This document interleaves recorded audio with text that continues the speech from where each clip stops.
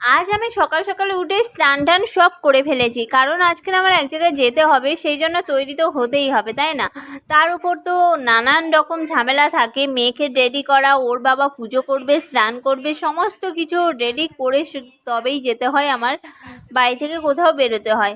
আর তার ওপর হ্যাঁ, তোমাদের তো বলতে ভুলে গেছি, আমি কিন্তু অ্যাকচুয়ালি এটাকে মানে আমি ভয়েস দিতাম না, এটা আমি নিজেই করেছিলাম, কিন্তু কি বলো তো, আমার হচ্ছে কথাগুলো এত আস্তে শোনাচ্ছিল যে আমাকে বাধ্য হয়ে লাস্টে ভয়েস দিতে হলো। আর এখানে দেখতে পাচ্ছ আমি হচ্ছে রান্নার জন্য জোগাড় করে নিচ্ছি, কারণ হচ্ছে রান্নাটাও করতে হবে না, তো সেই জন্য আমি হচ্ছে রুই মাছের তরকারি করব, আর ভাবছি একটু চিংচিঙে ভেজে নেবো। তো সেই জন্য আমি কি করেছি, মাছের আলু টালু সমস্ত কিছু আগে থাকতে কেটে নিয়েছি।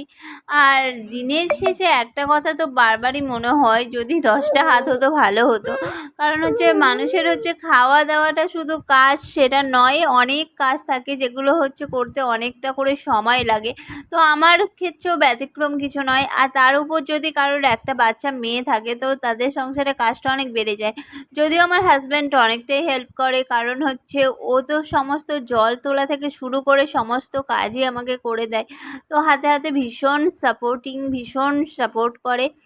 আর আরেকটা কথা কি বলো তো, একটা বড় কথা হচ্ছে যে একটা আন্ডারস্ট্যান্ডিংয়েরও ব্যাপার থাকে। আর আমি আজকের মাছের ঝোল কলা আলু দিয়ে করব, তো কলাটাও কেটে নিচ্ছি, কারণ কলাটা এনেছে অনেক দিন হয়ে গেছে, সেই কলাগুলো খাওয়া হচ্ছে না বলে কলাগুলো পেকে যাচ্ছে, আর এই গরমে মানুষই পেকে যাচ্ছে আর কলা কি করে থাকে, তো কলাগুলো পেকে যাচ্ছে, তো ভাবলাম নষ্ট করে তো কোনো লাভ নেই, তো আজকে কলা আলু ঝোল খেয়ে নেব।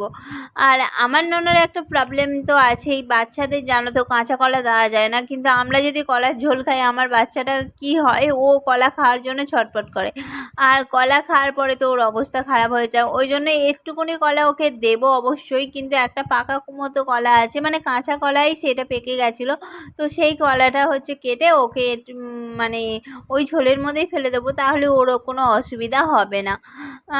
আর আমার বাচ্চার রুটিন একদিন তোমাদের সাথে শেয়ার করব, সারাদিনে কি খায় আর কি করে, কিন্তু কি বলো তো, যা ওর হচ্ছে সারাদিনে বেসিক কোনো রুটিন তেমনভাবে নেই, কারণ আমরা যেগুলো খাই সেগুলো খাই। আর এই যে দেখতে পাচ্ছ আমরা খেতে বসে গেছি, রুই মাছের ঝোল আর চিংচিঙে ভাজা, এক জায়গা থেকে ঘুরে এসে তারপরে এটা আমরা খাচ্ছি, অনেকটা দেরি হয়ে গেছে, তো চলো তাড়াতাড়ি খেয়ে ফেলি।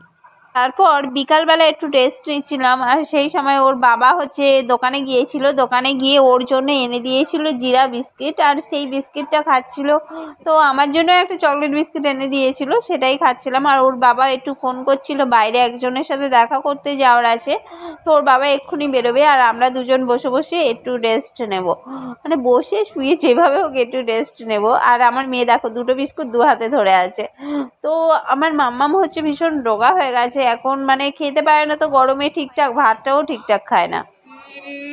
টাটা করো।